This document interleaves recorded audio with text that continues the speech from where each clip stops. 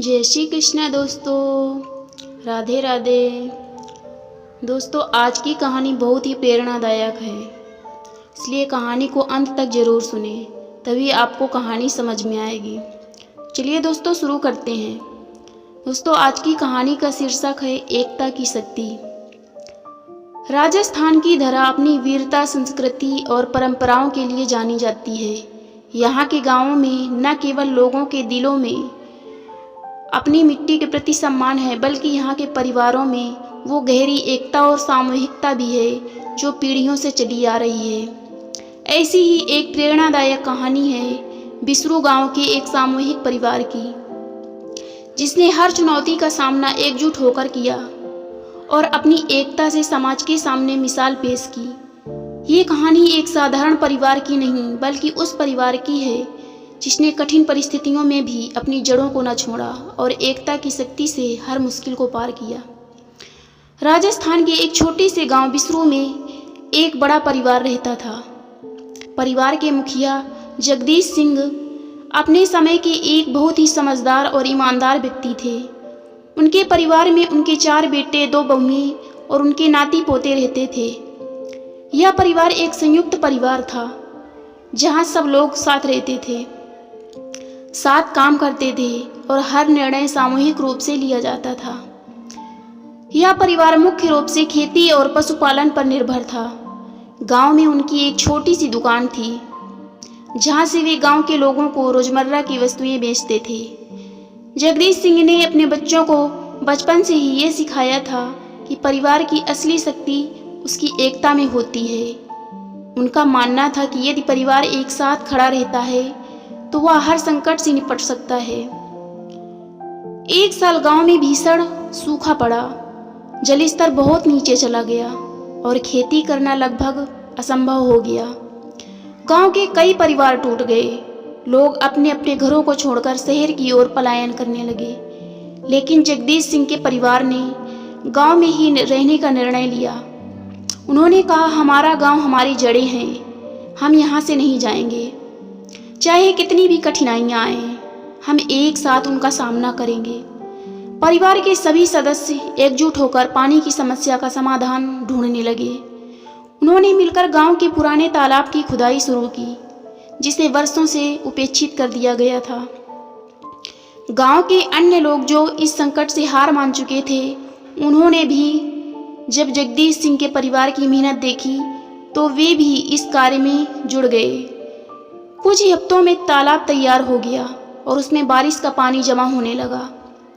इस तालाब ने न केवल परिवार की खेती को बचाया, बल्कि पूरे गांव को जल संकट से उबारा।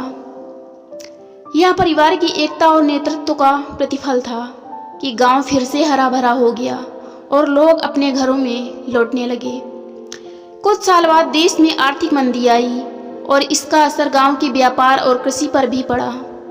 गांव में खेती से होने वाली आमदनी कम हो गई और परिवार की दुकान से भी कमाई घटने लगी। कई लोग अपने परिवारों के खर्चों को पूरा नहीं कर पा रहे थे और आर्थिक तंगी से जूझ रहे थे। जगदीश सिंह के परिवार में भी यह संकट आया, लेकिन उन्होंने इसे एक चुनौती के रूप में लिया।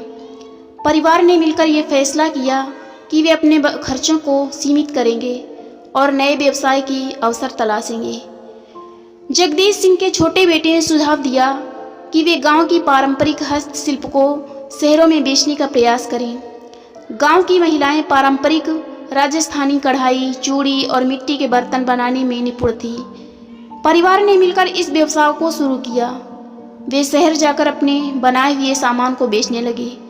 धीरे धीरे ये व्यवसाय बढ़ता गया और परिवार को अच्छी आमदनी होने लगी। परिवार की महिलाएं भी इस व्यवसाय में सक्रिय रूप से शामिल हो गई और यह सामूहिक प्रयास रंग लाया।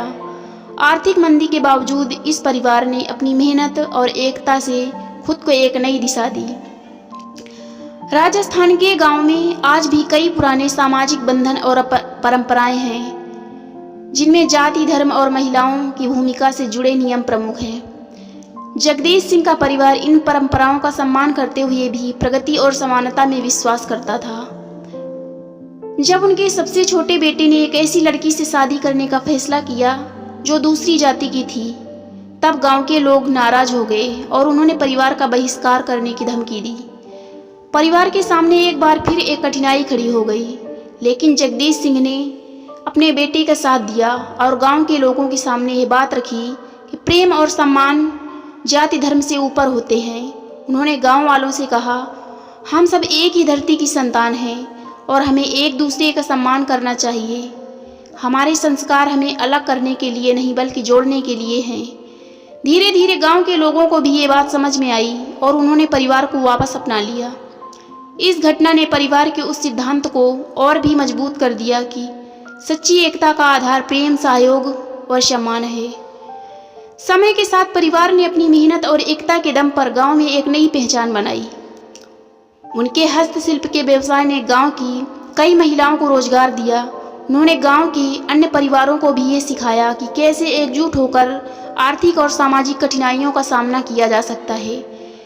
गांव में जब भी कोई आपदा या समस्या आती तो जगदीश सिंह के परिवार के लोग सबसे पहले आगे बढ़कर मदद करते।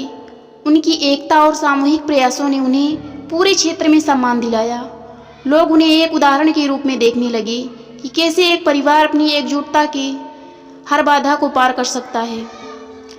इस परिवार से ये स्पष्ट होता है कि जब भी कोई परिवार एक साथ खड़ा होता है तो वो किसी भी संकट का सामना कर सकता है।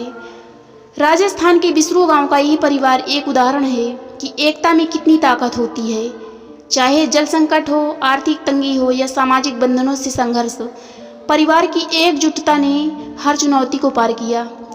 जगदीश सिंह का ये परिवार हमें यह सिखाता है कि परिवार का असली मूल्य उसकी सामूहिकता, सहयोग और एक दूसरे के प्रति प्रेम में निहित होता है।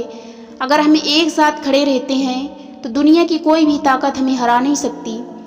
एकता की ये प्रेरणादायक कहानी हमें यही याद दिलाती है कि परिवार की सबसे बड़ी ताकत उसकी आपसी समझ और सहयोग में होती है और इसी से हम किसी भी बाधा को पार कर सकते हैं।